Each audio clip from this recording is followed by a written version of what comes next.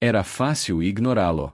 Entre o cheiro doce da pipoca estourando, o ronco dos aviões sobrevoando a cidade e o vai-e-vem apressado de malas caras, ninguém parava para olhar para o menino de camiseta desbotada e sorriso calado. Mas, naquele dia, algo em seu olhar ficou preso no céu por tempo demais.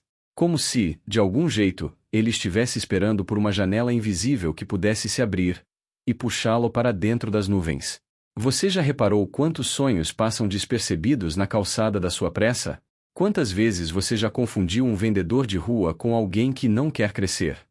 A verdade é que alguns sonhadores são obrigados a sonhar com os pés no cimento quente, porque ninguém nunca deu a eles o direito de subir. E mesmo assim, muitos continuam olhando para cima. Porque, às vezes, o único lugar onde a dor não chega é no céu.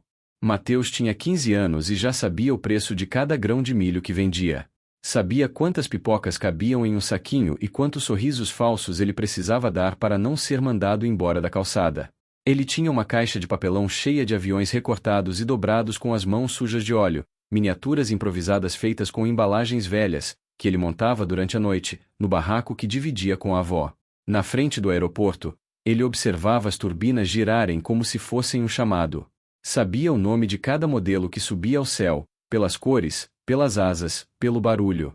E toda vez que alguém o empurrava sem pedir desculpas ou dizia some da frente, garoto, ele apenas abaixava os olhos. Mas nunca deixava de olhar para cima de novo. Naquela manhã, um homem de terno cinza e voz de dono do mundo tropeçou em sua caixa de papelão e derrubou tudo. Os aviões se espalharam no chão como pássaros feridos. O homem nem olhou para trás. Mas alguém olhou. Um velho, de bengala torta, que estava sentado num banco há tempo demais para ser só um passageiro.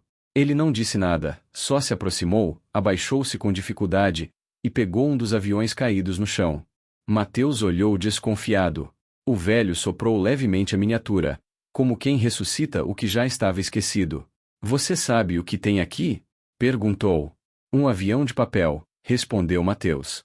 O velho sorriu, quase como quem reconhece algo que perdeu há muito tempo. Não. Aqui tem uma ideia. E ideias podem voar. Mateus nunca confiava em estranhos. Ainda mais em estranhos que notavam demais. Desde pequeno, aprendeu que todo interesse escondia um custo, e ele nunca teve dinheiro para pagar. Mas aquele velho, de mãos finas e pele clara, parecia mais cansado do que perigoso. Pegava cada aviãozinho caído com um cuidado quase reverente. Sentou-se no meio-fio ao lado de Mateus e segurou o brinquedo como se fosse feito de vidro. Você que faz esses modelos? Mateus assentiu, tímido. Eu gosto de montar. Ajuda a esquecer que tô aqui. O velho sorriu com uma pontinha de ironia no canto dos lábios. E onde você gostaria de estar? Mateus pensou. Não respondeu de imediato. Seu olhar foi direto para o céu, onde um Boeing sumia entre as nuvens pesadas. Lá em cima, onde ninguém pisa nos seus sonhos. Augusto não riu. Não zombou. Só olhou para o céu também, como se aquele lugar também fosse dele, de algum jeito. Depois se levantou com dificuldade e disse: Me encontre aqui amanhã. Às 7. Traga mais desses aviões. Pra quê? Quero ver até onde eles conseguem voar. Mateus hesitou, mas algo naquela voz quebrada do velho o convenceu. No dia seguinte, o sol nem tinha aquecido o asfalto quando Mateus chegou. Augusto já o esperava, encostado no mesmo banco, com uma caixa de ferramentas velha e um caderno de couro desgastado. Ele mostrou os esboços de asas, turbinas, até de um trem de pouso, coisas detalhadas, complexas, que deixaram Mateus de boca aberta. Eu trabalhei com isso por 40 anos, disse Augusto. Aviões de verdade. Mas às vezes a gente esquece como era voar antes de ter poder. Você ainda lembra. Durante dias, eles se encontraram ali. Entre a venda de pipocas e as sirenes dos carros, Augusto ensinava sobre engenharia básica, sobre empuxo, arrasto, sustentação. Explicava como um avião voava e, ao mesmo tempo, fazia com que Mateus sentisse que ele também podia. O menino absorvia tudo com uma fome que não era só de comida, era fome de pertencimento. Mas um dia, enquanto estavam agachados colando peças improvisadas em uma estrutura de madeira, o mesmo homem de terno que havia derrubado os aviões passou por ali de novo. Dessa vez, não tropeçou. Parou. O que é isso aqui? Perguntou, com desprezo escorrendo no tom. Um projeto de aprendizado, disse Augusto, com calma. Isso aqui? No meio da calçada? Vai atrapalhar o fluxo de clientes. Esse menino devia estar vendendo, não brincando de engenheiro. Mateus sentiu o rosto queimar. A mesma raiva que carregava nos bolsos junto das moedas, antiga, indigesta. Mas Augusto apenas ergueu a cabeça. Talvez se tivessem deixado mais meninos brincarem de engenheiro, o mundo seria um pouco melhor, não acha? O homem riu e se afastou sem responder, mas não antes de encarar Augusto com um olhar que parecia reconhecê-lo. Quem era aquele? Perguntou Mateus. Alguém que pensa que só porque nunca tropeçou, está acima dos buracos dos outros. Mateus não entendeu direito, mas sentiu o peso das palavras. A partir daquele dia, os encontros passaram a acontecer em um galpão abandonado perto da linha do trem, onde Augusto dizia que podiam montar algo maior. Lá, eles começaram a construir um protótipo de planador em tamanho real, feito de sobras, sucata e coragem. Cada peça era improvisada, cada detalhe tirado da cabeça de Mateus e aprimorado pelas mãos trêmulas de Augusto. Durante as montagens, o velho tossia muito. Parava às vezes para respirar fundo. Mas nunca reclamava. Está tudo bem, seu Augusto? Meu tempo está mais curto do que eu gostaria, Mateus. Mas você ainda tem muito chão antes de voar. Num fim de tarde, Mateus voltou da rua com os olhos arregalados. Descobri quem o senhor é. Augusto sorriu, sem surpresa. E o que você descobriu? Mateus tirou um velho recorte de jornal do bolso. A foto mostrava um homem elegante cortando a fita vermelha na inauguração de um hangar. Augusto Carvalho. Fundador da Veloce Aviação. Isso foi há muito tempo. O que aconteceu com você? Eu acreditei demais em gente de terno, e de menos nos meninos de rua. Agora quero acertar pelo menos uma vez antes de partir. Naquele momento, Mateus entendeu. O velho não estava apenas lhe dando uma chance. Ele estava tentando salvar algo dentro dele também. E talvez, só talvez, os dois estivessem construindo muito mais do que um planador. Estavam reconstruindo as próprias asas. O galpão onde Mateus e Augusto montavam um planador não tinha telhado em metade da estrutura.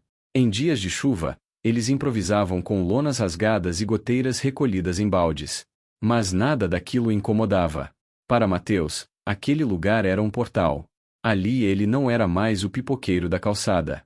Era engenheiro, era piloto, era construtor de sonhos.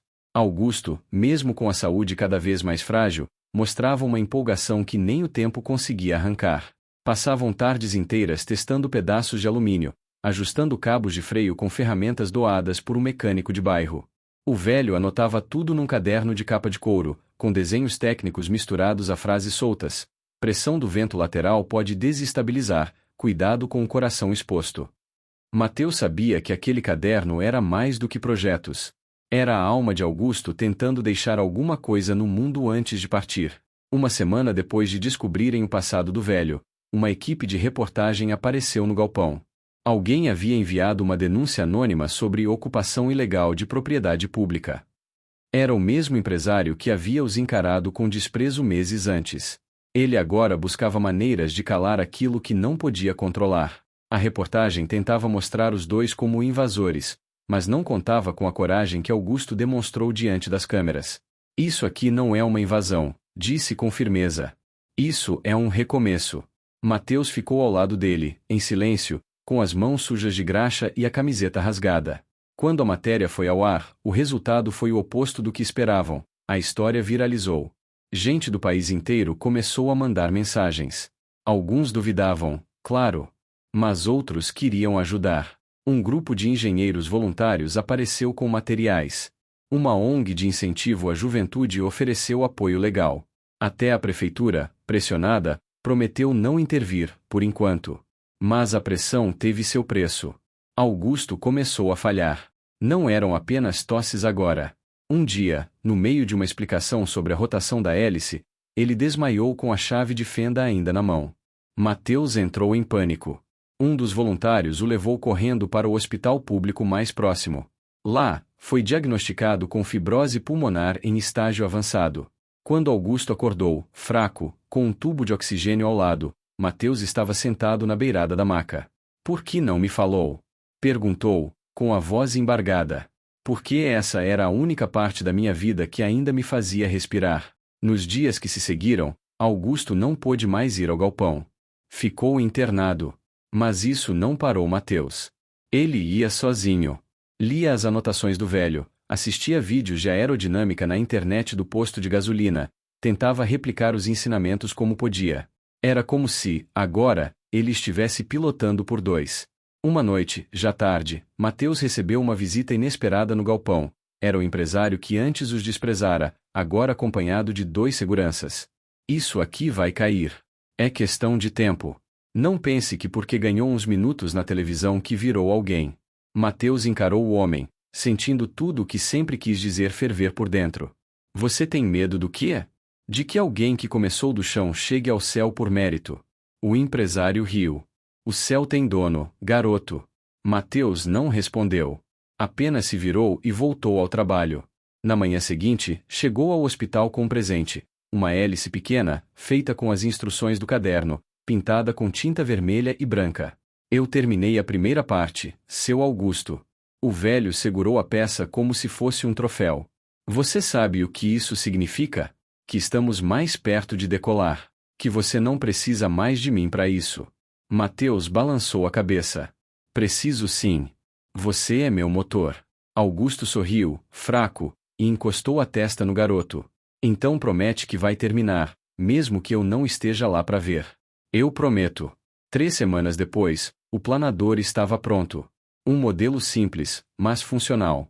O evento de exibição foi marcado para um sábado de manhã, num campo aberto emprestado por uma escola rural. Mídia, voluntários, professores e até pilotos profissionais estavam lá. Mas uma cadeira de rodas vazia ao lado da pista lembrava quem estava faltando. Augusto havia falecido 2 dias antes. Mateus, de uniforme branco improvisado com um macacão de pintor, levou o planador até a posição de lançamento com as próprias mãos. Carregava nas costas a coragem de 2 homens. Quando a aeronave deslizou pela pequena rampa e se ergueu, ainda que por poucos segundos, foi como se o próprio tempo segurasse o fôlego. O planador voou. Não muito, não por muito tempo, mas o suficiente para provar que era possível. Enquanto o público aplaudia, Mateus segurava o choro com os punhos fechados. Não chorava só por Augusto. Chorava por cada vez que disseram que ele não podia.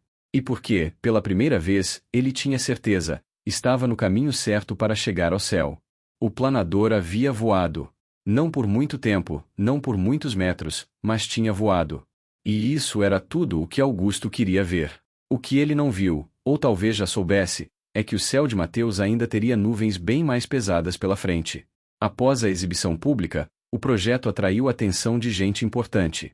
Um grupo de engenheiros voluntários passou a frequentar o galpão com mais frequência. Técnicos de universidades surgiram para avaliar o planador. Até políticos, com sorrisos falsos e promessas ensaiadas, tentaram tirar uma casquinha da história que viralizou. Mas com os holofotes, vieram também as sombras. Em uma manhã de terça-feira, quando Mateus chegou ao galpão, encontrou tudo revirado. Peças jogadas, maquetes quebradas, ferramentas desaparecidas. A parte traseira do planador havia sido arrancada e destruída com marretas. Nas paredes, alguém havia pichado: lugar de lixo é no chão. A ONG que o apoiava registrou o caso como vandalismo, mas Mateus sabia. Aquilo era um recado. O empresário que tentava derrubar o projeto desde o início estava disposto a ir até o fim. E dessa vez, ele estava mais agressivo, porque o garoto da pipoca tinha começado a incomodar onde realmente doía, na influência. Eles não vão deixar, né? Perguntou Mateus, de pé no meio dos destroços, para um dos voluntários. Deixar o quê? Que alguém como eu voe. O homem não soube o que dizer. Só abaixou a cabeça. Mas no mesmo dia, Mateus voltou à construção. Começou a recolher os pedaços um por um.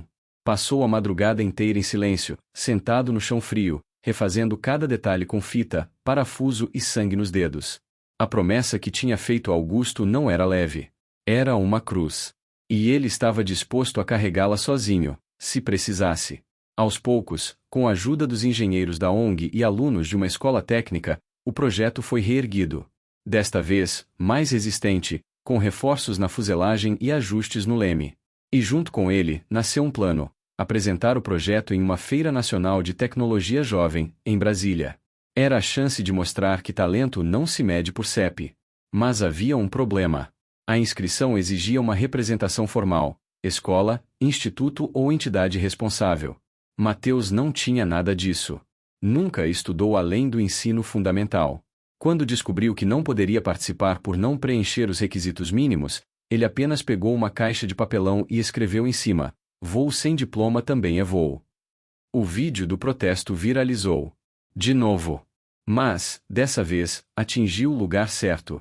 Uma professora universitária de engenharia aeronáutica assistiu ao vídeo e decidiu intervir. Ela foi pessoalmente ao galpão, ouviu Mateus explicar o funcionamento do planador, viu o brilho nos olhos dele ao falar de pressão do ar e sustentação como se fosse poesia. No fim da conversa, olhou para os outros presentes e disse: "Esse menino não precisa de prova. Ele é a prova." Com isso, ela inscreveu o projeto como representante da Universidade Federal que coordenava, e, semanas depois, Mateus embarcava pela primeira vez em um avião de verdade. Não como passageiro qualquer, mas como finalista de um prêmio nacional. No dia da apresentação, ele vestia um jaleco branco com uma fita preta no braço, em homenagem a Augusto. O galpão, agora restaurado, havia sido renomeado por todos como o Hangar Carvalho. Era o lugar onde tudo havia começado, e que agora servia de incubadora para outros jovens que, como ele, só precisavam de uma chance. Durante a fala no evento, Mateus não usou termos técnicos demais, nem tentou parecer mais inteligente do que era. Ele falou como quem sempre falou com o coração. "Eu não nasci para voar. Mas isso não quer dizer que eu não possa. Porque voar, para mim, não é subir do chão. É não deixar que o chão esmague o que eu acredito." A plateia ficou em silêncio por um instante, antes de explodir em aplausos. Não por pena, mas por respeito. Por entender que aquele menino, que todos um dia ignoraram, tinha feito algo que nem muitos adultos com todos os títulos do mundo conseguiram: acreditar no impossível com as mãos sujas de verdade. Depois da apresentação, um executivo de uma companhia aérea se aproximou e disse: "Você quer estudar conosco? A gente pode te dar uma bolsa. Mas, antes disso, quer ver a cabine de um verdadeiro avião?" Mateus segurou o riso e a emoção ao mesmo tempo. Olhou pro céu, como fazia desde os tempos da pipoca. "Quero sim. Mas só se eu puder levar esse caderno aqui comigo." Era o velho caderno de couro de Augusto. Nele, nas últimas páginas, uma anotação escrita com traços trêmulos dizia: "O céu nunca foi longe demais. A gente só aprendeu a olhar pouco." No dia em que pisou pela primeira vez dentro da cabine de um avião de verdade, Mateus não tocou em nada. Apenas sentou no banco do piloto, respirou fundo e fechou os olhos. Queria sentir o cheiro do metal, o som abafado da cabine, a vibração silenciosa do chão sob os pés. O mundo lá fora girava depressa, mas ali dentro tudo parecia suspenso. Como se o tempo tivesse parado só para ele entender que, sim, estava mesmo ali. O caderno de Augusto estava no colo dele, aberto na página em que o velho havia desenhado o modelo final do planador, com anotações tortas e marcas de dedos sujos de graxa. Mateus passou a ponta dos dedos sobre o papel, como quem segura a mão de alguém pela última vez. "Cheguei aqui, seu Augusto. E trouxe o senhor comigo." Nos meses que se seguiram à Feira Nacional, Mateus começou a ser convidado para palestrar em escolas, universidades, projetos sociais. Aos poucos, sua história passou a inspirar não só jovens de periferia, mas também professores, técnicos, até executivos. Gente que carregava diplomas, mas esquecia que o conhecimento mais valioso muitas vezes nasce do chão, das calçadas, das mãos que o mundo não nota. Com o apoio da professora universitária e da ONG, ele conseguiu uma bolsa integral para estudar engenharia aeronáutica. Não foi fácil. Não dominava fórmulas, nem sabia o significado de metade dos termos técnicos que ouvia nas aulas. Mas era bom em fazer perguntas. E ainda melhor em escutar. Sempre que se perdia nos cálculos, voltava às anotações de Augusto. E encontrava lá o que nenhum livro trazia: intenção. Não era sobre construir máquinas. Era sobre fazer ideias levantarem voo. 3 anos depois, no mesmo campo onde o primeiro planador voou por alguns segundos, um novo protótipo era exibido, maior, mais preciso, com peças impressas em 3D, sensores, instrumentos digitais. Mas, na ponta da asa esquerda, ele manteve o detalhe original: a fita vermelha e branca pintada à mão. O galpão havia se tornado um centro de criação e formação para jovens de comunidades carentes. O lugar onde Mateus aprenderá a voar agora ensinava a outros a fazer o mesmo. Eles o chamavam de Capitão Barro, um apelido carinhoso que misturava respeito e admiração. Na cerimônia de inauguração do centro, um jornalista perguntou: por que manter esse nome? Asas de barro não soa frágil? Mateus sorriu. É porque elas são. Mas também são reais. A gente não nasce com as asas prontas, a gente constrói. E construir dói. Suja. Cai. Mas se sustenta. Porque não é o material que levanta voo. É a vontade de não parar de tentar. O público aplaudiu, mas ele não esperou o final. Caminhou até um pequeno memorial no fundo do galpão, onde havia uma réplica do banco onde conheceu Augusto, com a bengala dele encostada ao lado e uma placa de madeira dizendo: alguns homens caem. Outros decidem voar antes disso. Mateus sentou ali por um tempo, olhando o céu começar a escurecer no fim da tarde. Um menino pequeno, com um carrinho de mão, se aproximou. Era filho de uma das moças do projeto. Você acha que eu posso fazer avião também? Mateus olhou nos olhos dele. Pode. Mas primeiro precisa fazer pergunta. Qual pergunta? Até onde você quer ir? O garoto pensou, coçou a cabeça e respondeu: até onde ninguém riu de mim ainda. Mateus apertou os olhos. Sorriu. Então vai ser longe. Muito longe. Naquela noite, sozinho no galpão, ele abriu a última página do caderno de Augusto. A folha estava em branco. Mas Mateus pegou uma caneta e começou a escrever. Hoje, o céu estava limpo. Mas eu sei que as nuvens vão voltar. E tudo bem. Porque agora eu sei pilotar. Dobrou a página, fechou o caderno e o guardou dentro de uma caixa de vidro, no alto da prateleira. Depois saiu, trancou a porta, respirou fundo. O céu estava escuro, mas cheio de estrelas. E pela primeira vez, ele não olhou para cima com desejo. Olhou com gratidão. Porque agora, as asas que ele tinha, já não eram mais de barro. E se você também acredita que ninguém nasce com asas, mas pode aprender a voar, se inscreve no canal para continuar acompanhando histórias que tocam o chão e o céu.